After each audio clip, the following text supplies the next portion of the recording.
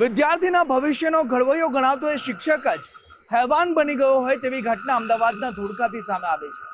તે શિક્ષકે એક માસૂમ બાળક સાથે અપકૃત્ય આચરવાનો પ્રયાસ કર્યો છે.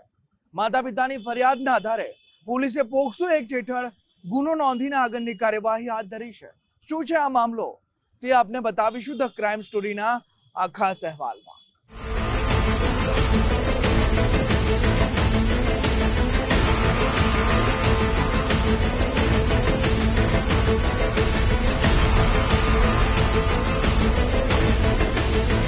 શિક્ષણ જગતને કલંકિત કરતો બનાવ અમદાવાદ ગ્રામ્યના ધોળકાથી સામે આવ્યો, જ્યાં સરકારી કુમાર શાળાના એક શિક્ષકે પવિત્ર ગણાતા ગુરુ શિષ્યના સંબંધને લાંછન લગાવ્યું.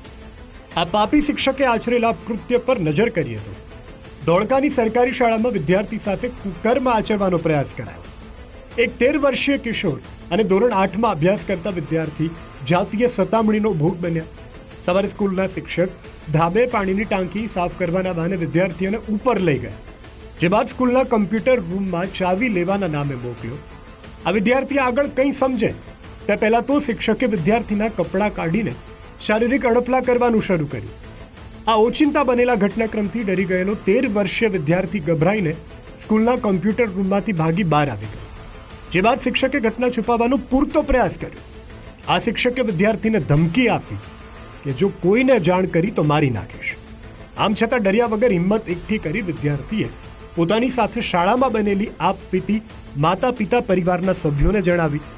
આ બનાવથી રોષે ભરાયેલા વાલીએ શિક્ષકને પાઠ ભણાવવાનું નક્કી કર્યું અને સામાજિક બદનામીની ચિંતા કર્યા વગર 19 જૂને ધોળકા પોલીસ સ્ટેશને શિક્ષક વિરુદ્ધ ફરિયાદ નોંધાવી. શાળામાં વિદ્યાર્થીની સતામણી કરનાર શિક્ષક વિજય સોલંકીની પોલીસે ગણતરીની કલાકોમાં ધરપકડ કરી અને જેલના સળિયા પાછળ ધકેલી દીધો.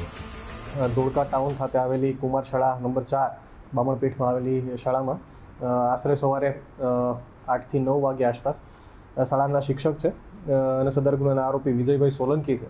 તે સદર ગુનાના કામે ભોગ બનનાર બાળકને છત ઉપર પાણીની ટાંકી સાફ કરવા જવાના બહાને ઉપર લઈ જાય છે. ત્યાંથી કમ્પ્યુટર રૂમમાં લાવે છે ચાવી કરવાના બહાને, અને ત્યાં જઈ અને કમ્પ્યુટર રૂમની અંદર દરવાજો અંદરથી લોક કરી અને જે ભોગ બનનાર બાળક છે તેને આ સદર ગુનાના આરોપી શિક્ષક છે તે પોતાનું ગુપ્તાંગ બતાવે છે અને બથમાં ભીડવાનો પ્રયાસ કરે છે. તે દરમિયાન બાળક છે એ કબજામાંથી છૂટી અને પોતે ભાગી અને બહાર આવી જાય છે. આ રીતનો સમગ્ર બનાવ છે અને સમગ્ર બનાવ અન્વયે ધોળકા ટાઉન ખાતે પોલીસે ગુનો દાખલ પોક્સો કલમ 12 અને BNS 351(3) અન્વયે ગુનો દાખલ કરી અને આરોપીની ધરપકડ કર્યો છે. દીકરાની ઉંમરના 13 વર્ષીય વિદ્યાર્થી સાથે અડપલાનો પ્રયાસ કરનાર શિક્ષકનો કોઈ ગુનાહિત ભૂતકાળ તો નથી. આ ઉપરાંત શાળામાં અગાઉ કોઈ વિદ્યાર્થીએ પણ વિજય સોલંકી સામે અપકૃત્ય અંગેની ફરિયાદ કરી નથી. અમદાવાદ ગ્રામ્યના ધોળકાની જે સરકારી શાળામાં જાતીય સતામણીનો બનાવ બન્યો તે સ્થળે વિજય સોલંકી પાછલા 4 વર્ષથી શિક્ષક તરીકેની ફરજ બજાવી રહ્યો છે.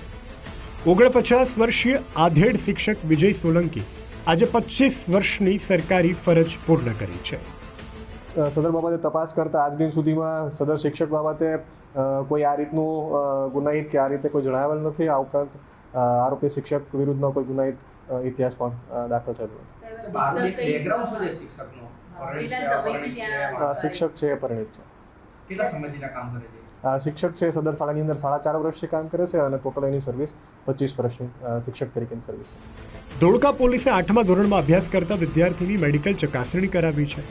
નાનકડા ધોળકા પંથકમાં શિક્ષકની આ કરતૂત ટોપ ઓફ ધ ટાઉન બની છે. 13 વર્ષીય વિદ્યાર્થીના વાલીઓએ જાતીય સતામણીનો પ્રયાસ કરનાર શિક્ષક વિજય સોલંકી સામે પોલીસ દાખલારૂપ કાર્યવાહી કરે તેવી માગણી કરી છે.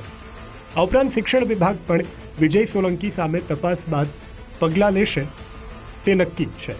અર્પિત દરજી, ગુજરાત ફર્સ્ટ, અમદાવાદ.